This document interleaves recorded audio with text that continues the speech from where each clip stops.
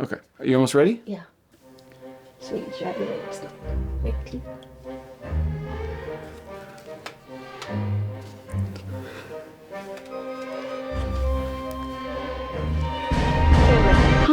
What are you doing? Nothing.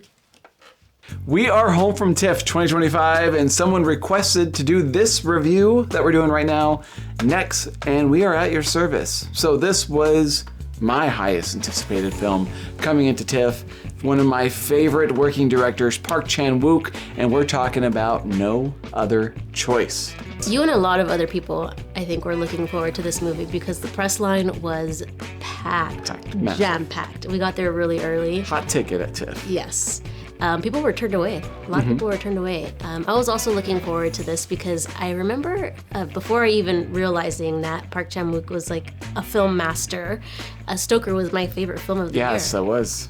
And when it comes to masterful, inventive camera techniques, there's really practically no one better than Park Chan-wook, and No Other Choice is no exception because this movie is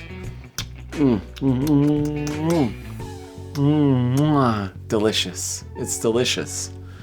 Don't you think? It was very delicious. It was a delicious meal. Cinematographer Kim Woo-young and Park Chan-wook orchestrate some jaw-dropping shots in a film that is just massively entertaining. For my money, this is everything you'd want in a Park Chan-wook film, and maybe a little bit more. But I'm getting ahead of myself. Why don't you tell them what No Other Choice is about? So it's actually based on a book by Donald E. Westlake, and the story follows a newly unemployed paper specialist played by Lee Byung-hun. You might know him from Squid Games. After being fired from a job that he thought was secure, he becomes desperate to find a new one. So desperate, in fact, that he hatches a plan to remove all other competition. And like many of Park Chan-wook's films that blend all these different genres together, this is the funniest Park Chan-wook film that I've seen, and while also working kind of as this Hitchcockian-like thriller. It's also his most accessible, I think. The easiest comparison to make is Parasite in terms of style, but I know some of his other films can sometimes be, you know, a little hard to follow. He's a smart dude. Yeah. And like Parasite, this also talks about the themes surrounding socioeconomic issues, financial despair. Yeah, very much so. In Parasite, the Kim family lived in the dwellings of the city, and No Other Choice, this family lives in the hilltops. Lee Byung-hun's character and his family resembles more the Park family in Parasite. They live in a gorgeous house. They have everything they could want. But when the character Man-soo loses his job, he finds himself struggling within a competitive job market. And this film also separates itself from Parasite, being a film really less about class inequality, but more about just the cutthroat realities surrounding capitalism as a whole, as well as the greatest threat that we all face in the job market, automation. Yeah, this film really speaks to the current times, especially as we enter our AI era and humans start facing job insecurity because of computers.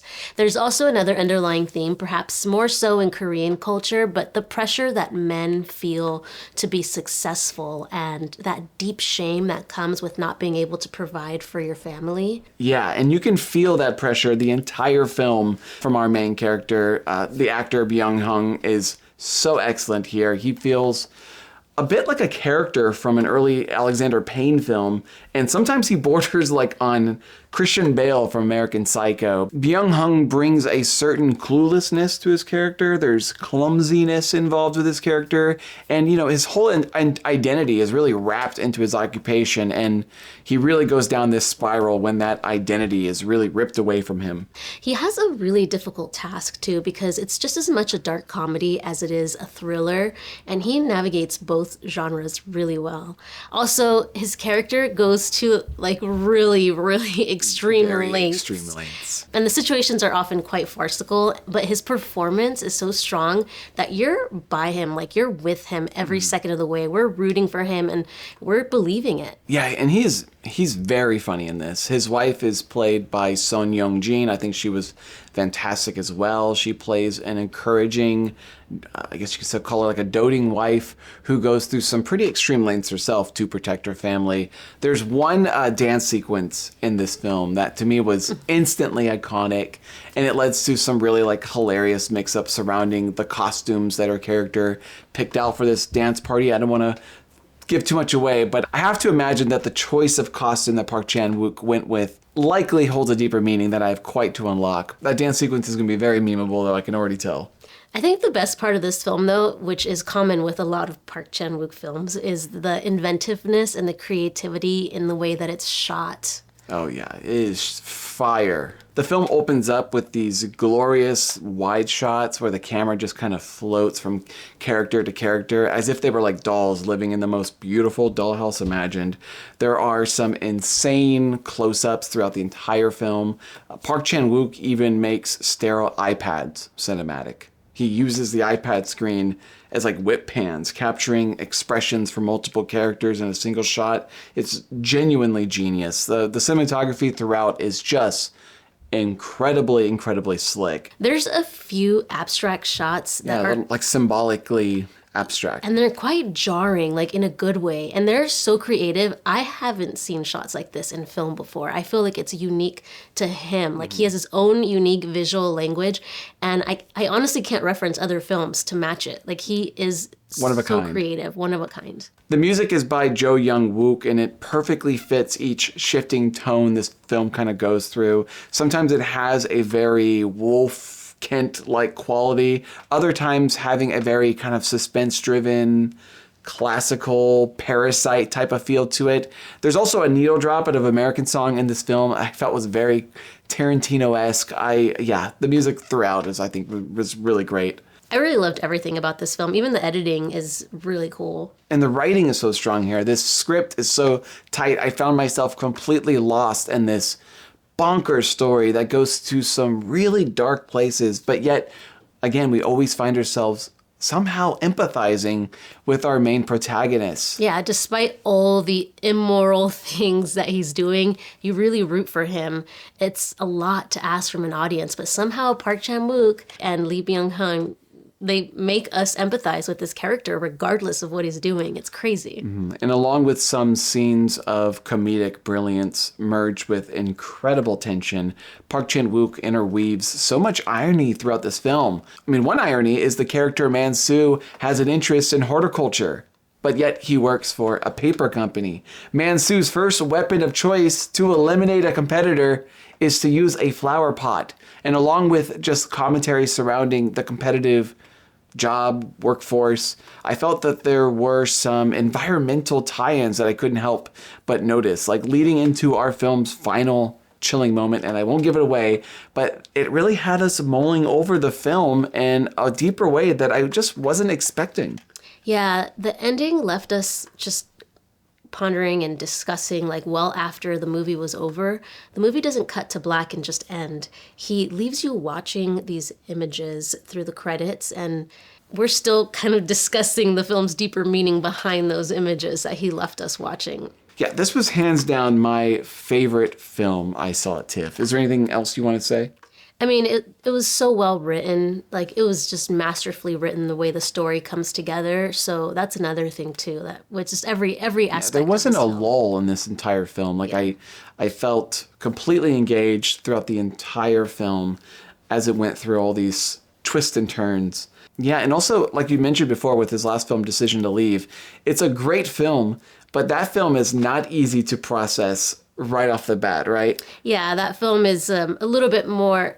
He's a smart guy, you know? It's a little bit harder to follow. I think this film is so much more accessible to a wide audience. Like, anybody can watch this. And his style, I mean, it's as sharp as it's ever been. It's a must-see film. I've teetered with my score a little bit here, but you know what? I cannot think of a single thing I didn't really like about the film. I love Hitchcockian thrillers. I love great dark comedies. This one gave me both the best worlds, and I don't hand out 10s willy-nilly, but I'm going to go with a 10. I'm going to go with a 10. I think upon a second watch, I'm definitely going to go up to a 10. I think I'm going to hold at a 9 for now because I did feel the length a tad bit. Okay. But I think I'm probably going to go up to a 10 too. You know, I think this is a film I could even show my parents. That might be a Park Chan-wook first. Yes, like it's that accessible for just wide audiences. I think like anybody can understand this. It's like a universal language. It's so physical, like Mr. Bean, Charlie Chaplin type film. But there's also still all the drama and the thriller side to it, which makes it really exciting. I don't know. This movie was great, and I think a lot of audiences are going to connect to it all around the world. At least I hope so. So 9. Yeah, 9. Okay. But let's talk about Oscars. So Park Chan-wook is so overdue for an Oscar. I mean, can you believe this? Park Chan-wook has never been nominated for an Oscar. Never. That's a shame. It's even worse. A Park Chan-wook film has never been nominated for a single Oscar. What are we doing? What are we doing is the question. The Academy always seems to overlook this dude. Even A Decision to Leave last year, they snubbed it in the international category. With Neon behind the film, though, I do feel a little bit more hopeful that this will pick up a bit more traction. It's doing the film festival tour, which is great. It was a hot ticket at TIFF, which is usually a good sign of the overall buzz the film has. It just picked up also the best international film audience at TIFF over Sentimental Value, which I think that's something right there. And South Korea has just selected it to be its entry to be considered for Best International. So things are kind of lining up for this film that hints that this could be the one. The track record of the Academy overlooking Park, of course, is just staggering. But let me be clear. It would be a crime, an absolute crime, to overlook Park Chan-wook on this one. Often I just usually sit back and I like to let the process play out. This year, I'm really going to be annoying on this one. The director branch needs to nominate him. This needs to happen. And if they don't, there will be consequences. I will take a flower pot and I will throw it at the director branch if they don't go for this film. The tricky part is that Neon does have a lot of films this year. They have Sentimental Value. They have the Palme d'Or winner. It was just an accident. They have Secret Agent. They have Surat. No Other Choice really depends on what they decide to prioritize this year. We know Sentimental Value is likely their big player. And I have to imagine that they can't resist pushing that Palme d'Or winner as well. But I think if Neon starts pushing this hard, I think they're going to find that the Academy is really going to love this film. I think they're going to eat it up. I think they're also going to see that this does have stronger legs than I think even more than the Palme d'Or winner. So I don't know. So I'm keeping the hope alive. I'm going to say Best Picture is in the cards. I think international.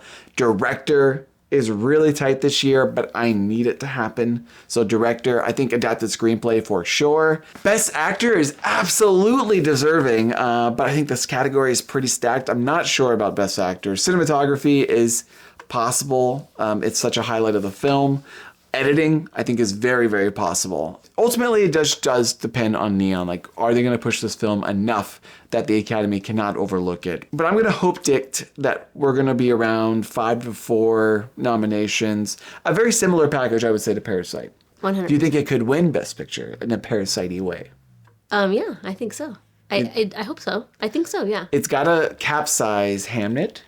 Yeah, it's a tough year. There's so many good movies, but I will say it's one of the best movies I've seen so far. It's one of the best movies we've seen so far. All right. But there's a lot of good movies this year. But what do you guys think? Do you think No Other Choice could snag a Best Picture nomination? We have so much reviews coming. We got Frankenstein. What else we got? Hamnet. So hit that subscribe button down below to see those reviews. And until next time, everyone, I'll see you at TIFF. And the Oscars.